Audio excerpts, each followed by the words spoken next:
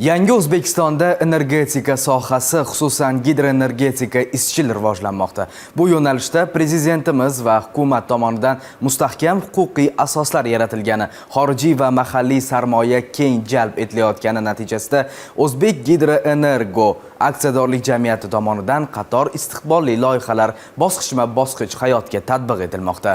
Kuni kecha Qibray tumanidagi energetiklar sihatgohida mamlakatimiz gidroenergetikasining tantanali bayram tadbiri bo'lib o'tdi. Mana shu oddiy suvdan elektr ishlab chiqarishni O'zbekiston bundan bir asr oldin boshlagan, ya'ni O'zbekiston gidroenergetikasi bugun 100 yoshga to'ldi. Aynan shu sohani rivojlantirish uchun prezidentimiz tomonidan ochilgan aksiyadorlik jamiyati, ya'ni O'zbek Gidroenergo esa o'zining bugun 9 yoshini nishonlayapti.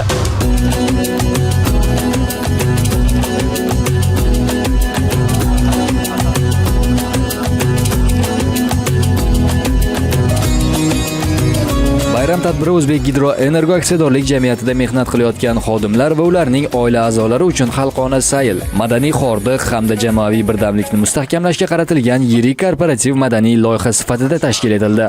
Bugungi tantanamizda xodimlar oila a'zolari bilan tashrif buyurib, o'zlarini o'sha faoliyatlari, hamkasblarini faoliyatini oilalariga ham tanishtirishyapti.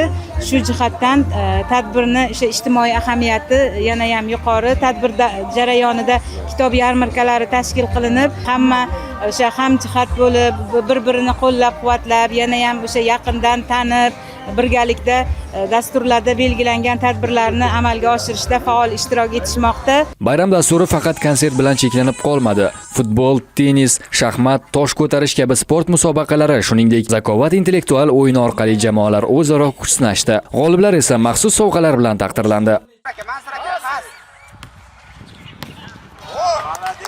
Bugun bayramda chiroyli oilaviy kutib olyapmiz.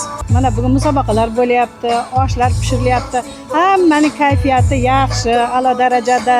Yurtimizda bayramlar ko'p bo'lsin. O'zbek Gidroenergo aksiyadorlik jamiyati tomonidan tashkil etilgan ushbu bayram sayli gidroenergetika sohasida amalga oshirilayotgan keng ko'lamli islohotlar, milliy muhandislik salohiyati hamda yashil taraqqiyot g'oyalarining amaliy ifodasi bo'ldi.